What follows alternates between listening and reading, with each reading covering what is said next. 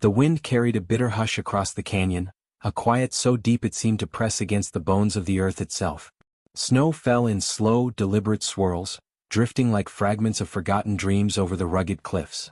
Elias Crowfoot stood at the edge of his land, his worn coat stiff with frost, hands clenched against the cold, watching the horizon where the sun's last light bent the sky in bruised purples and golds.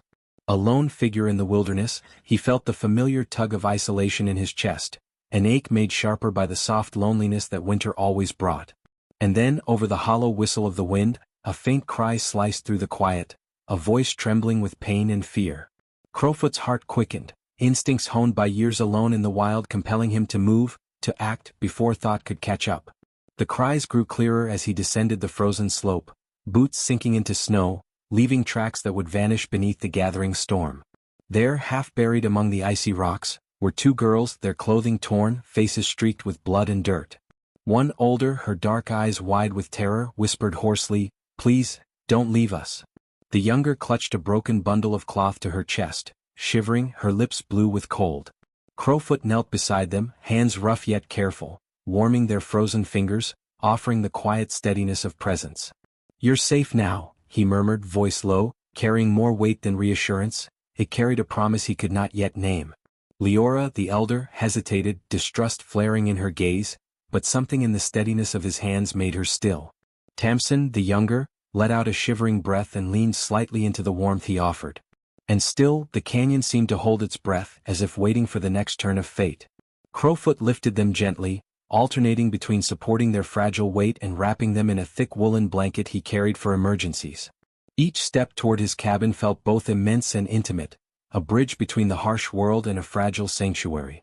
The smell of pine smoke greeted them before the door even opened, promising warmth and safety in contrast to the merciless cold. Inside, the cabin was small but sturdy. Sunlight fell across dust motes that danced like tiny spirits, and the hearth glowed with welcoming fire. Crowfoot knelt again, producing a basin of warm water, his every movement deliberate, unhurried, as if teaching them that the world could still hold gentleness. The girls, still wary, took turns dipping their hands, their reflections broken by flickering flames, mirrored both fear and tentative trust. They spoke little at first.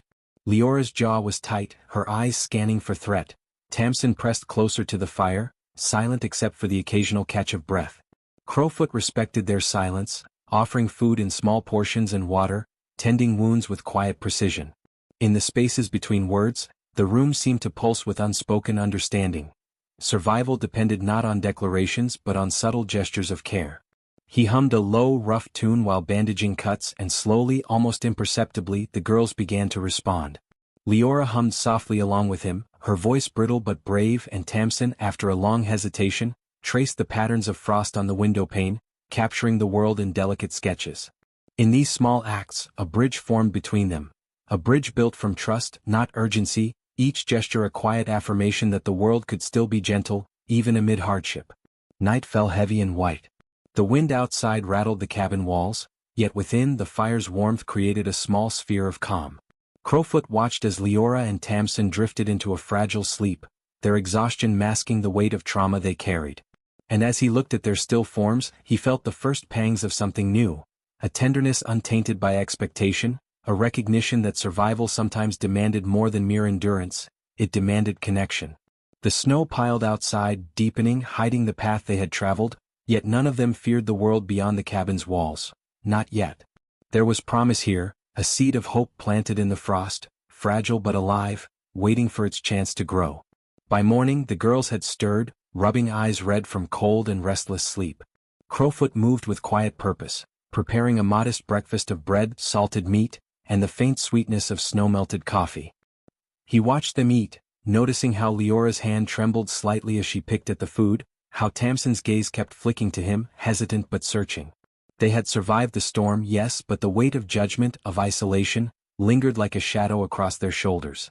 Crowfoot, sensing their unspoken pain, chose not to fill the silence with questions. Instead, he simply handed them warmth in gestures, a blanket tossed across knees, a careful cup of tea, a nod that spoke of trust and respect. And slowly, almost imperceptibly, walls began to fall, brick by brick, leaving space for something new to grow. The day stretched into light, and Crowfoot suggested they step outside.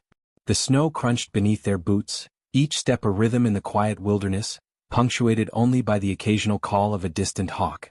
Crowfoot led them to the frozen river, where the sun struck ice like scattered diamonds, illuminating the raw beauty of survival. Here, away from the cabin, the girls' laughter came softly at first, tentative and fragile, and then more freely, a sound that melted some of the tension in Crowfoot's chest.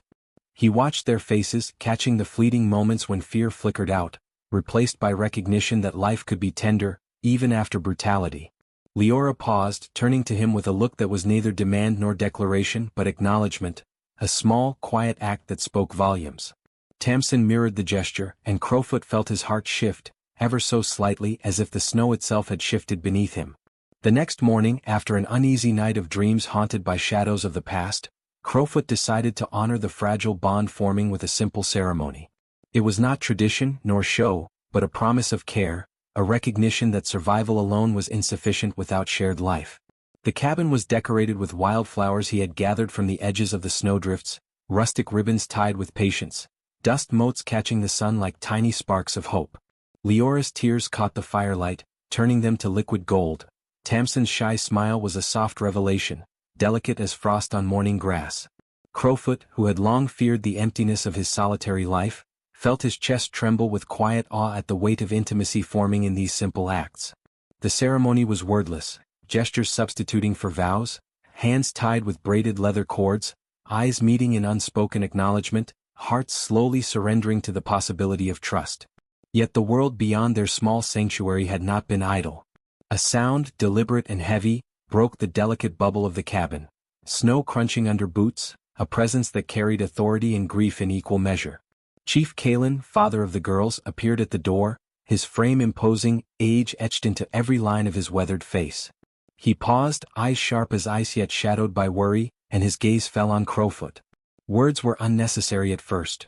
The wind seemed to carry them anyway, harsh and insistent, like the echo of the canyon itself. The girls froze, torn between the father who had shaped their lives and the man who had given them sanctuary, safety, and, slowly, the beginnings of love. Kalen's voice, when it came, was firm but tinged with sorrow, offering a proposal that reflected tradition and duty. Crowfoot's response was measured, respectful, balancing honor with protection, and in that delicate dance, the true stakes of the heart emerged. Minutes stretched like hours as the canyon watched, snowflakes settling on tense shoulders. Kalen observed the girls, noting the glances they shared with Crowfoot, and slowly, the rigid lines of expectation softened.